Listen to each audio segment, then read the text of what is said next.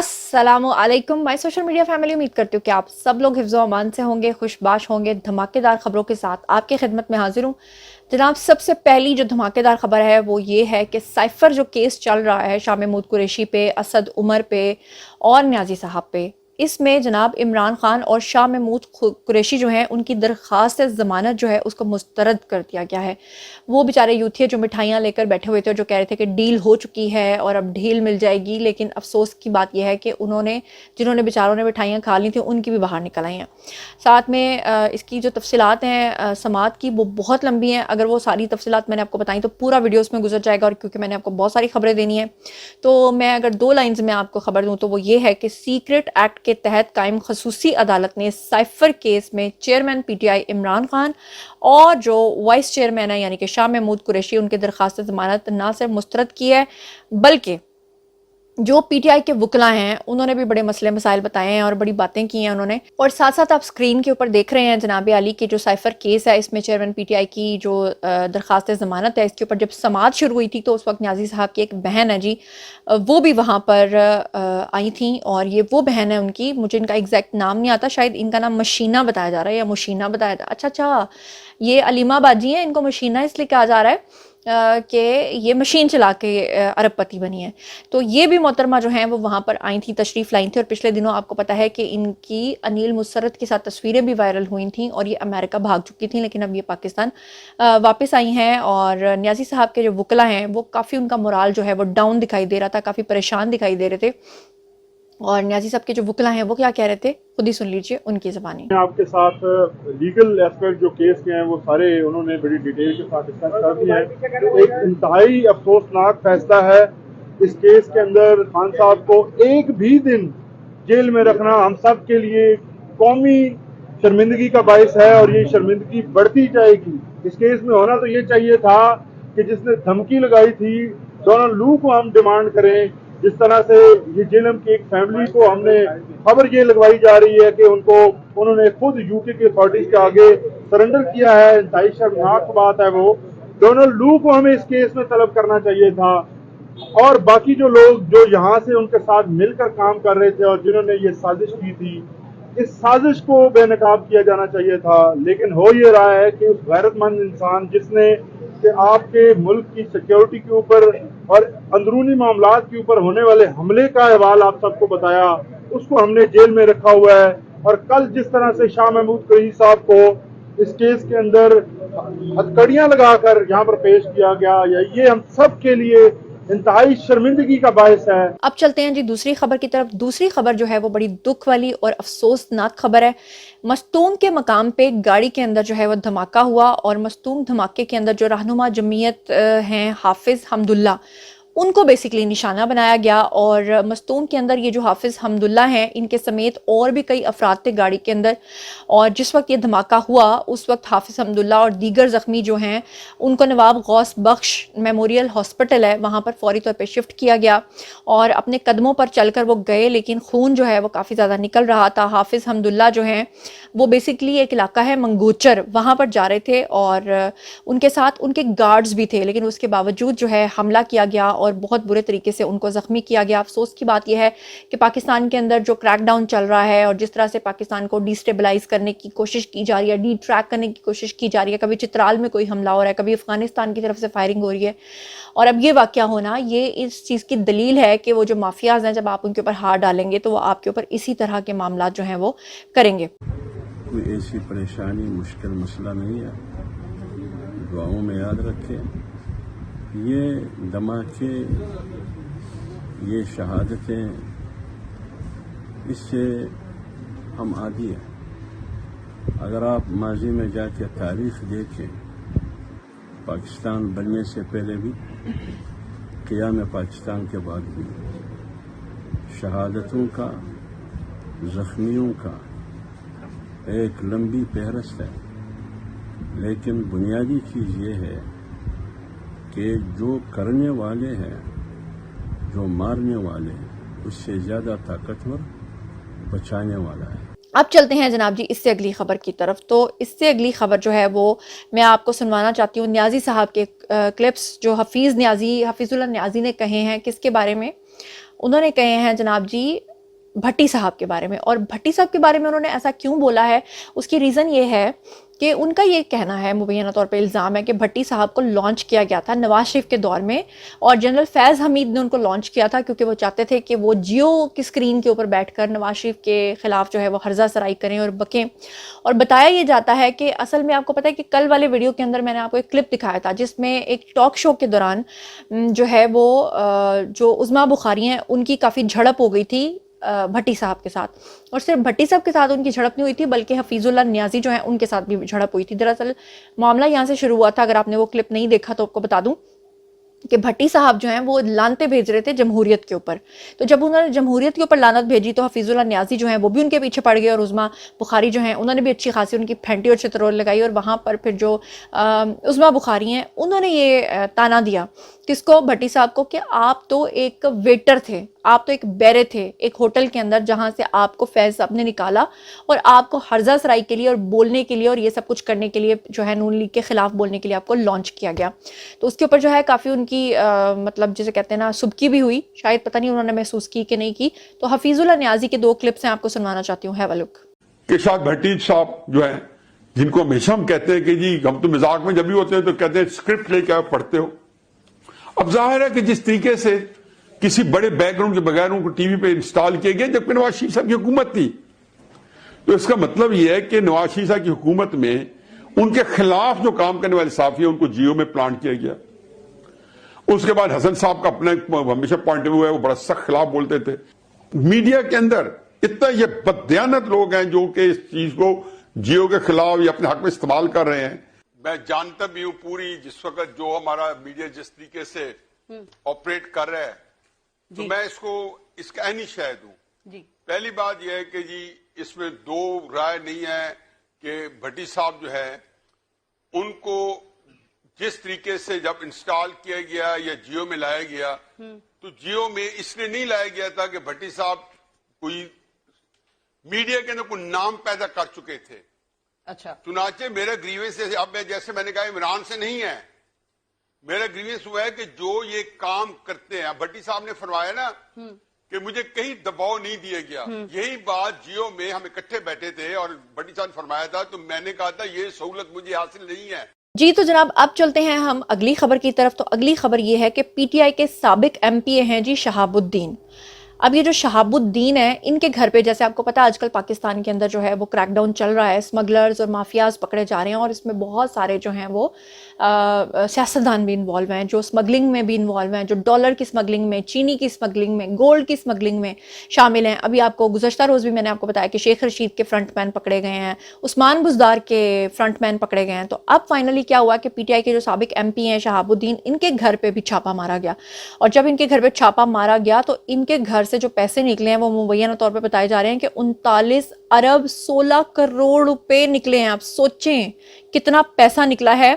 اور 5-5 ہزار والے نوٹ جو ہیں وہ سارے برآمد ہوئے ہیں. 18 کروڑ کے ٹوٹل جو ہیں 5 ہزار والے نوٹ نکلے ہیں, اور بڑی تعداد جو ہے باقی جو کرنسی کی نکلی ہے وہ ساری ڈالرز کی نکلی ہے. اور ان کی ایک تصویر بھی آپ سکرین پہ دیکھ رہے ہیں جو کہ نیازی صاحب کے ساتھ تھی, یعنی نیازی صاحب سے جا کر ملا کرتے تھے اور ٹکٹ بھی مانگا کرتے تھے. تو افسوس کی بات ہے کہ کس طرح یہ سیاستدان, میں تو کہتی ہوں کسی بھی پارٹی سے ان کا تعلق ہو, چاہے نون لیگ سے ہو, پیپلز پارٹی سے ہو, اگر وہ اسمگلر ہیں, اگر وہ ملک کو نقصان پہنچا رہے ہیں تو ان کو چھوڑنا نہیں چاہیے. بہرحال اب بات کر لیتے ہیں جی لطیف کھوسہ صاحب کی. تو لطیف کھوسہ جو ہیں انہوں نے آپ کو یاد ہوگا کہ کچھ دن پہلے اپنے گھر پہ کچھ فائرنگ کروائی تھی جس میں ایک شخص جو ملوث تھا مبینہ طور پہ جس نے یہ فائرنگ کی تھی وہ پکڑا گیا تھا. اور آپ کو یاد ہوگا کہ اس نے ایک بیان دیا تھا جس میں اس نے کہا تھا کہ لطیف کھوسہ نے مجھے خود سپاری دی تھی اپنے ہی گھر کی کہ میرے گھر پہ آنا ہے, جانی نقصان کوئی نہیں کرنا, مالی نقصان کرنا ہے, فائرنگ کرنی ہے تاکہ جو ہے وہ نیازی صاحب کے لیے اور اپنے لیے جو ہے وہ ایک سمپتھی کریٹ کروا سکیں اور اپنے سیاسی فائدے جو ہیں وہ اٹھا سکیں.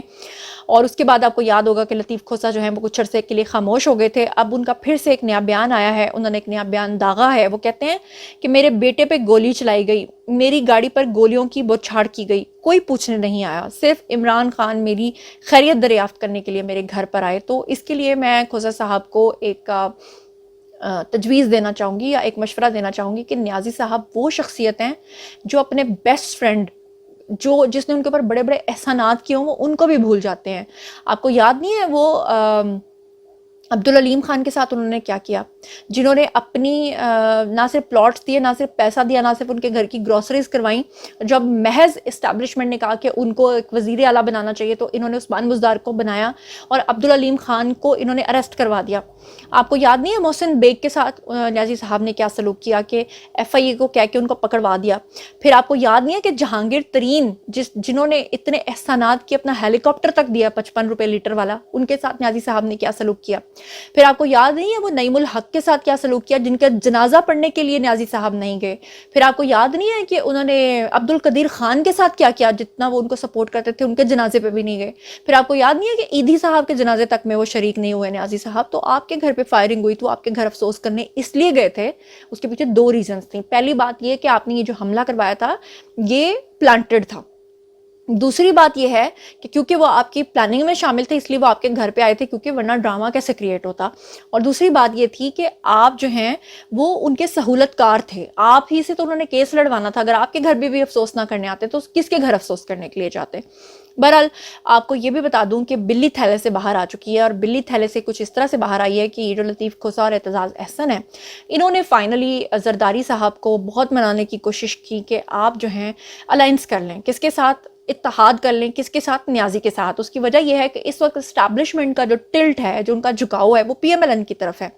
اور زرداری صاحب جو ہیں وہ مبینہ طور پہ یہ چاہتے تھے کہ یہ جو ٹینیور ملا ہے جس میں شہباز شریف وزیر اعظم بنے تھے پی ڈی ایم کے، تو جو زرداری صاحب ہیں وہ اس لیے راضی ہو گئے تھے کیونکہ ان کو لگتا تھا کہ یہ مختصر ٹائم پیریڈ ہے. اس مختصر ٹائم پیریڈ میں ایک تو بہت ہی مشکل فیصلے نون لیگ کے سر پہ جا کے پڑیں گے، اور دوسرا یہ کہ جب وہ اپنا ٹینیور ختم کر لیں گے تو اس کے بعد باری ہماری آئے گی اور میں اپنے بیٹے بلاول کو جو ہے وہ وزیر اعظم بنواؤں گا. لیکن اب جو مائنڈ سیٹ یا تھوڑا ٹلٹ نظر آ رہا ہے، جو ہواؤں کا رخ نظر آ رہا ہے، وہ نظر آ رہا ہے میاں محمد نواز شریف کی طرف کہ پی ایم ایل این کا وزیر اعظم بنے گا، یا تو میاں محمد نواز شریف خود بنیں گے یا شہباز شریف کی طرف اسٹیبلشمنٹ کا دھیان ہے. تو اس پہ جو زرداری صاحب ہیں وہ تھوڑے نالا ہیں. اور لیکن زرداری صاحب جو ہیں وہ ظاہری بات ہے ایک بڑے سیاستدان ہیں، زیرک سیاستدان ہیں، تو وہ کھل کے کسی سے پنگا نہیں لے رہے. لیکن جو بلاول ہیں کہیں نہ کہیں لگ رہا ہے کہ آنے والے دنوں میں وہ نیازی صاحب کے ساتھ الائنس کرتے ہوئے نظر آ رہے ہیں، اور اس میں سہولت کاری کے لیے جو آفر کی ہے وہ اعتزاز احسن اور لطیف کھوسا جو ہے وہ کر رہے ہیں. اور اب تو ان کا بیان بھی آ گیا جس میں انہوں نے کہا ہے کہ جی ہم ان کے لیے سہولت کاری کر سکتے ہیں. اب چلتے ہیں جناب جی اس سے اگلی خبر کی طرف. اگلی خبر یہ ہے کہ 2020 کا جو سال ہے اس میں مراد سعید نے 118 ارب روپے کی کرپشن کی، اور ان کا جو میگا سکینڈل ہے ٹرانسپیرنسی انٹرنیشنل کی رپورٹ کے اکارڈنگلی وہ آ چکا ہے. اور اس میں انہوں نے کہا ہے کہ ایچ بی ایل پاکستان کا جو بینک ہے ایچ بی ایل، اس کے ساتھ مل کر انہوں نے 118 ارب روپے کا ٹھیکہ ان کو دینے کے لیے یا پروجیکٹس ان کو دینے کے لیے بدلے میں مراد سعید نے 7 ارب روپے جو ہیں وہ مبینہ طور پہ کرپشن کی مد میں یا رشوت کی مد میں جو ہے وہ ان سے لیے. تو یہ بھی ایک بڑی خبر ہے جو میں نے آپ کے ساتھ کچھ دن پہلے بھی شیئر کی تھی. تو مطلب مراد سعید جب جس دن ہاتھ آ گئے آپ سمجھیے گا کہ مراد سعید کا بہت برا حال ہونے والا ہے، کیونکہ ارشد شریف کا لیپ ٹاپ بھی ان کے پاس ہے اور کچھ اس طرح کے راز ان کے پاس ہیں کہ اگر وہ مل گئے تو سمجھ لیں کہ نیازی صاحب کا رائٹ ہینڈ تو وہ ہیں. جس دن مراد سعید وعدہ معاف گواہ بن گئے یا مراد سعید سامنے آ گئے تو سوچے کیا ہوگا، بھونچال آ جائے گا. اچھا جی، اس کے علاوہ میں آپ کو جو آج خبر ہے وہ بتا دوں، اور وہ یہ ہے کہ کل اسلام آباد کے اندر جو ہے روس کی ایک سفیر ہیں جی ڈینیلا کانچ، وہ آئے اور عمران خان کے بارے میں پی ٹی آئی کے ایک حامی صحافی نے سوال پوچھا. فوری بھاگے اور جا کر انہوں نے کہا کہ کیوں نہ ہم یہ جو رشیا کے سفیر ہیں شاید ان کے منہ سے کوئی الفاظ نکل جائیں نیازی صاحب کے حق میں، تاکہ ہمیں ٹیلی ویژن کے اوپر جو ہے پروپیگنڈا کرنے کا موقع مل سکے. اور اس کے بعد کیا ہوا، جب اس صحافی نے سوال پوچھا تو سفیر نے کہا کہ جناب ہمارا یہ معاملہ نہیں ہے، یہ پاکستان کا انٹرنل معاملہ ہے اور اس معاملے میں ہم نہیں بول سکتے. اور جب انہوں نے یہ بات کی تو اس کے بعد صحافی کے پاس جو ہے وہ کوئی سوال نہ بچا سوائے شرمندگی کے. شاید شرمندگی بھی انہوں نے محسوس کی ہو یا نہ کی ہو، لیکن گلے میں جو ہے وہ ایک جیسے کہتے ہیں نا کوئی چیز اٹک جاتی ہے، وہ اٹک گئی تھی کیونکہ وہ چاہتے تھے کہ نیازی صاحب کے بارے میں کوئی سٹیٹمنٹ تو ایٹ لیسٹ ان کی آ جائے، جو کہ نہیں آئی. اب چلتے ہیں جناب جی اگلی خبر کی طرف. تو میں آپ کو بتا دوں کہ کہتے ہیں کہ سچ آخرکار زبان پہ آ ہی جاتا ہے. اور جیسا کہ میں نے ابھی آپ کو سب سے پہلی خبر سے جو آج کے ویڈیو کا آغاز کیا تھا کہ سائفر کیس میں جو درخواست ضمانت جو ہے مسترد ہوئی ہے نیازی صاحب کی اور شاہ محمود قریشی کی، تو اس میں عمران خان کے جب سماعت ہو رہی تھی تو بڑا ایک انٹرسٹنگ واقعہ پیش آیا کہ عمران خان کے جو وکیل ہیں سلمان صفدر، انہوں نے نیازی صاحب کی درخواست ضمانت پہ جب دلائل دینے شروع کیے تو جیسے ہی انہوں نے دلائل دینے شروع کیے تو آپ اسے سلپ آف ٹنگ کہہ لیجئے یا ان کے اندر کی جو سچائی ہے وہ منہ پر آ گئی یہ کہہ لیجئے کہ انہوں نے ایک تاریخی جملہ کہہ دیا. اور وہ تاریخی جملہ کیا تھا؟ انہوں نے کہا کہ یور آنر، نیازی صاحب نے 71 سال کی عمر میں جرائم کی دنیا میں قدم رکھا. اور جیسے انہوں نے کہا تو ایک دم سے جو جج صاحب ہیں وہ ایک دم سے ہڑبڑا گئے. یور آنر، عمران خان نے 71 سال کی عمر میں جرائم کی دنیا میں قدم رکھا یور آنر، تاریخ پہ تاریخ تاریخ پہ تاریخ. اور پھر وہاں پر ایک دم سے خاموشی چھا گئی. پن ڈراپ سائلنس کے بعد عدالت کے اندر کہے پھوٹ پڑے، ہر طرف سے ہنسی کی آوازیں آنے لگی. تب جا کر وکیل صاحب کو پتا چلا کہ ان کے منہ سے آخرکار سچ نکل ہی گیا ہے. اس کے بعد جب کہے پھوٹے تو وہ جو وکیل صاحب ہیں پھر وہ کیا کہتے ہیں، وہ ان کے کس میں پانی نہ رہا یا کیا نہ رہا، ہاں پھر چراغوں میں روشنی نہ رہی، پھر یہ ہوا. اچھا جی، اب چلتے ہیں جی اگلی سب سے بڑی خبر کی طرف. اور سب سے بڑی خبر یہ ہے کہ آپ کو پتا ہے کہ کافی عرصے سے پرویز الہی کے ساتھ کیا ہو رہا ہے. پاپا پین میں ہیں، بیٹا اسپین میں ہے.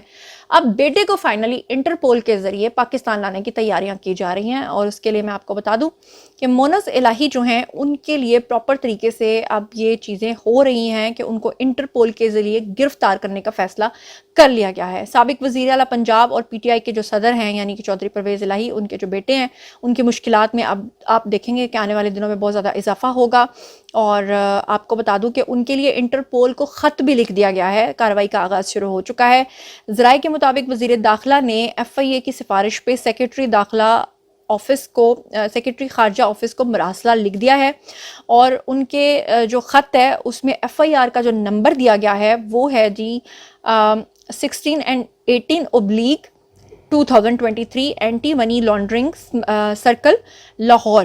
یہاں پر ان کا بیسکلی مقدمہ درج کیا گیا ہے. اور آپ کو بتا دوں کہ مونس الہی جو ہیں وہ اپنے والد کی حکومت کے دوران، جب ان کے والد حکومت میں تھے تو ان کے بارے میں بہت سارے ایسے شواہد اکٹھے ہوئے ہیں کہ انہوں نے ہیلی کاپٹر کا بلکہ جہاز کا انتظام کیا اور اس پورے جہاز کے اندر پیسے بوریوں میں بھر بھر کے انہوں نے یہاں سے باہر شفٹ کیے. اسی وجہ سے پرویز الہی جو ہیں ان کے خلاف جو ہے شکنجہ کافی سخت ہے. آپ کو یاد ہوگا کہ پچھلے دنوں ان کے جو بڑے بھائی ہیں وہ ان کو ملنے کے لیے گئی بھی تھی جیل میں. اس وقت پرویز الہی نے کہا تھا کہ سارے وہ لے گیا، یعنی پیسے تو سارے وہ لے گیا تو ہن مینوں ایتھے جیل واسطے چھڑ گیا. تو اس وقت انہوں نے اپنی بے بسی کا اظہار کیا تھا. تو ان کی اس بے بسی کو اب ختم کرنے کا پلان جو ہے وہ بن چکا ہے. اب چلتے ہیں جی آج کی آخری خبر کی طرف. اور وہ یہ ہے کہ سپریم کورٹ نے تحریک انصاف کی 90 دن کے اندر انتخابات کرانے کی جو آئینی درخواست ہے اس کو واپس کر دیا ہے.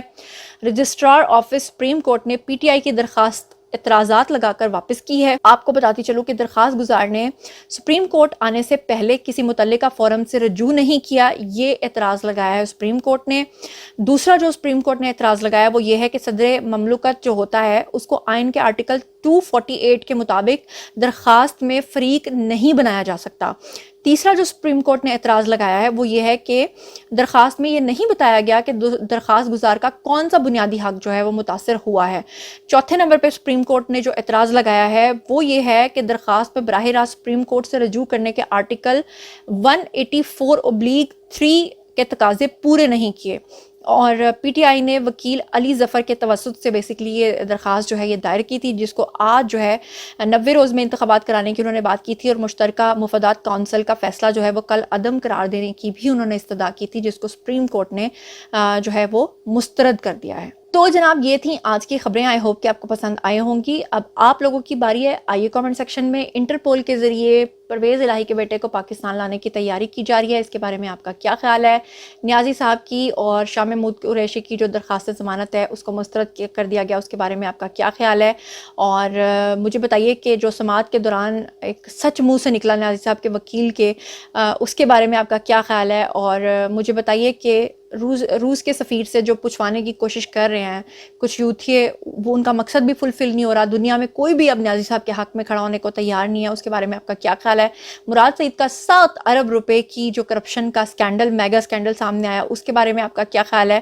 اور جو لطیف کھوسا نے کہا ہے کہ صرف نیازی صاحب میرے گھر میں پتہ لینے کے لیے آئے تھے، اور اس کے بارے میں جو میں نے آپ کے سامنے دلیل پیش کیا، اس کے بارے میں آپ کا کیا خیال ہے؟ اسمگلرز اور مافیاز کا تعلق پی ٹی آئی کی جماعت سے نکل رہا ہے اور ان کے گھروں سے جو کیش برآمد ہو رہا ہے اس کے بارے میں آپ کا کیا خیال ہے؟ اور حفیظ اللہ نیازی نے بھٹی صاحب کے بارے میں جو کچھ کہا ہے اس کے بارے میں آپ کا کیا خیال ہے، اور مستونگ میں جو واقعہ پیش آیا ہے اور جس طرح سے پاکستان کو ڈیسٹیبلائز کرنے کی یہ تمام کوشش ہو رہی ہیں، اس کے بارے میں آپ کا کیا خیال ہے؟ ان تمام خبروں کے بارے میں آپ جو کچھ بھی سوچتے سمجھتے ہیں آئیے کامنٹ سیکشن میں شیئر کیجیے، پرسنلی جواب دوں گی۔